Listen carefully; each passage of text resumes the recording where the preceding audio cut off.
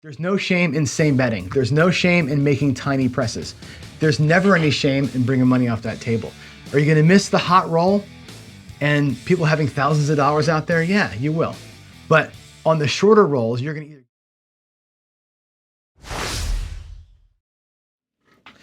All right, let's take a walk through the mind of the conservative gambler. So the conservative gambler, to my definition, is something like this, where they are very protective of their bankroll. I would class myself this way. The conservative player is not looking to put a bunch of money at risk. As a matter of fact, they're avoiding risk at all costs. They're looking for, I think, a more reliable, consistent profit, even if it's small.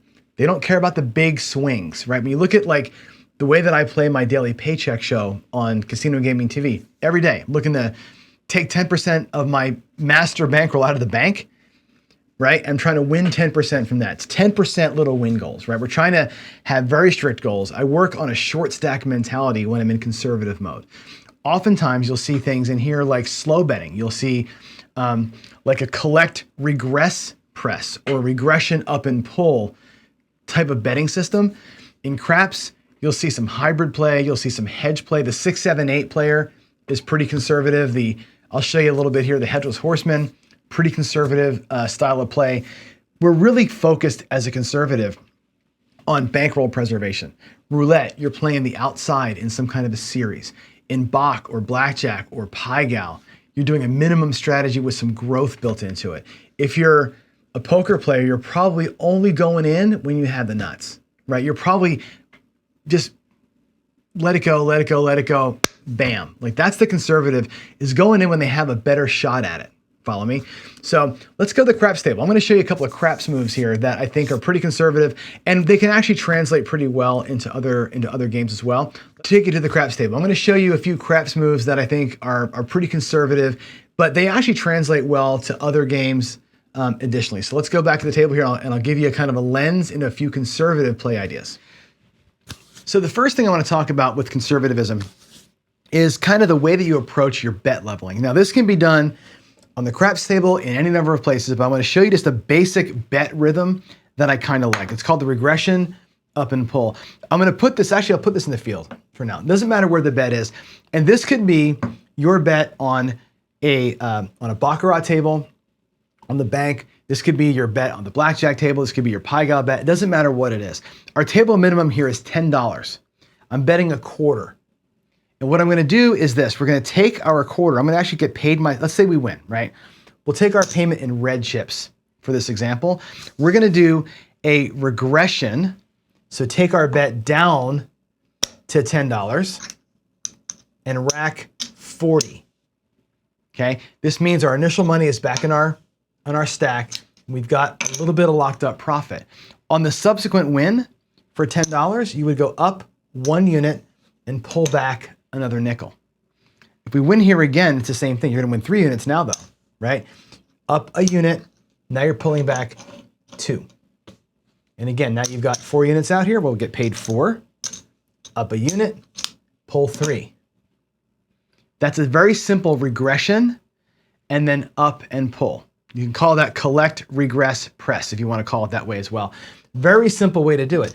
You can even do a regression and a half press. Check this out. Again, we'll take the initial win. We'll pay it as 25 bucks. We're gonna regress down to $10. Initial bankroll, a little bit of profit. The next hit wins $10. We'll press half. Half of our win, half goes into the bank. Here we have a 3 unit win. Half of 3, 7.5, you can't really do it, but let's go ahead and be a little bit more aggressive. We'll put 2 on there and take 1 back. Now we have 5 units out here. We'll get paid 5 units. We can press by about half. Maybe this time we'll do 2 instead of 3, pull that back, and now look at the size of our bet. Now our bet's at 7 units already, right? 7 pays 7, obviously. Press by 4, take 3 back. So you're half pressing, and look at the acceleration of your bets. You catch a little bit of a streak in here, you can do pretty well, but you're also mindful that you brought back your first bet initially and you're going up in tiny increments.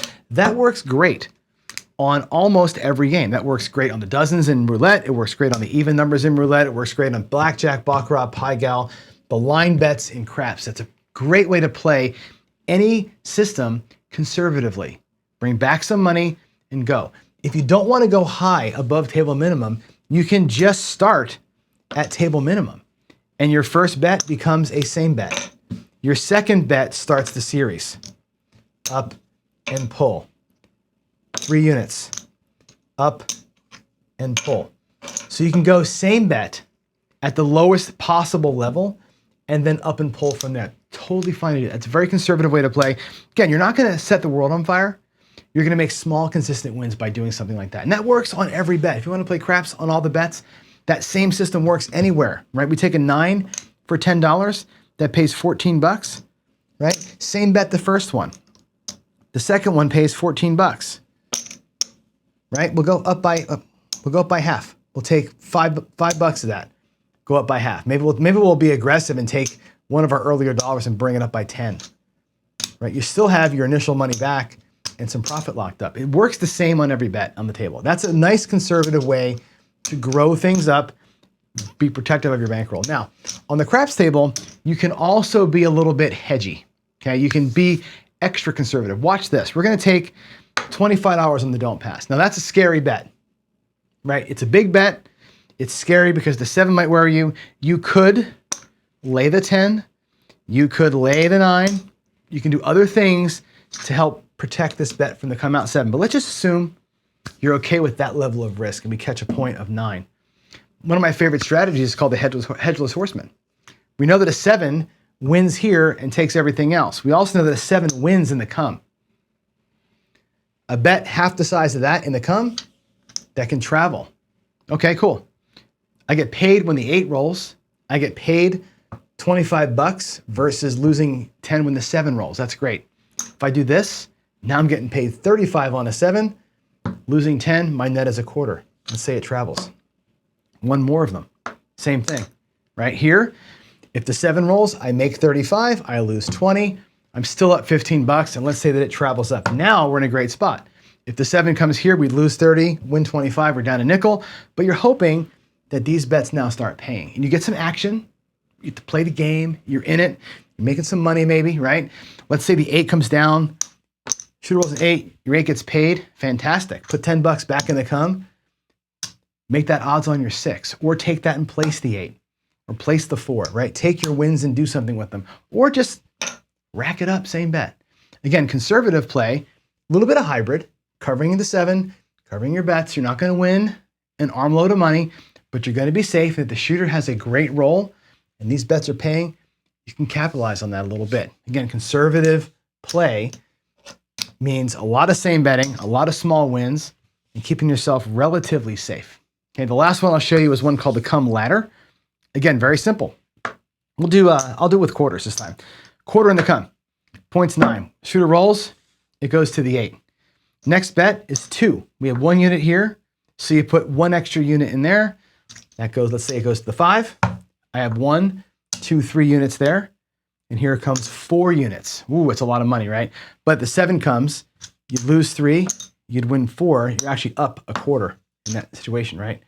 But in our case here, let's say it goes to the 10. Now I've got 7 units out here, 1 here, 2 here, 3, 4 here, and I'm done. The conservative says, I'm gonna put 7 units up on the shooter. Remember our goal statement? On this shooter, I'm willing to risk 7 units to win 1 so that I can keep playing, right? And all that's gonna happen here, let's say the shooter rolls their 10. That's great, that pays 4 units, right? Back to the rack you go. All that comes back to the rack, by the way. Now you have 8 units in the rack. The 4 you put, the 4 you won, you started with 7, you're up your unit. Let those 2 bets resolve themselves. Conservative play, looking for small incremental wins. There's no shame in that. There's no shame in winning a little bit and taking it, and getting the heck out, right? That's, to me, the hallmark of conservative play. So again, the conservative, no shame. There's no shame in same betting. There's no shame in making tiny presses. There's never any shame in bringing money off that table. Are you going to miss the hot roll and people having thousands of dollars out there? Yeah, you will. But on the shorter rolls, you're going to either get some money back ahead of time or you're going to lose very, very little. The idea of the conservative, again, protect their bankroll, keep the risk level low, and have a very tight window a very tight, small, attainable goal. That's the idea of conservative play. So for many of you, that's a great way to get started. Matter of fact, if you're just starting the game, I recommend you start here. It's a great way to feel the rhythm of a game, understand how fast that ball is going in roulette. How does the bets work? Do something simple, something like just bet a couple of units on red and watch the game. Watch how the payments work. Get yourself a feel for it, right? In blackjack, same thing. When you're first learning the game, table minimum, up and pull, up and pull, up and pull. Catch a little streak while you're learning the card. That's the idea. Conservative play is a great way to get started. And for those of us who've been playing for a long time, conservative play is a great way to continually lock up and build the bankroll so you can do the more aggressive, crazy things with your excess money. So there it is. That's my look at conservative gamblers. Well, I hope you enjoyed that. Thanks for watching. Please feel free to leave us a comment here in the comment section for the video, but really better still, join us on Discord. Go to casinogaming.tv and hit the community link in the menu there and join our Discord. That's where me, other YouTubers, and all of our subscribers hang out. We sit there and talk strategy and just BS kind of all day long. It's a great way to get connected and stay connected and kind of interact with the team, learn about meetups and get-togethers and all that kind of stuff. So with all that said, again, thanks for watching. I really appreciate your time. God bless you, and I will see you in the next one.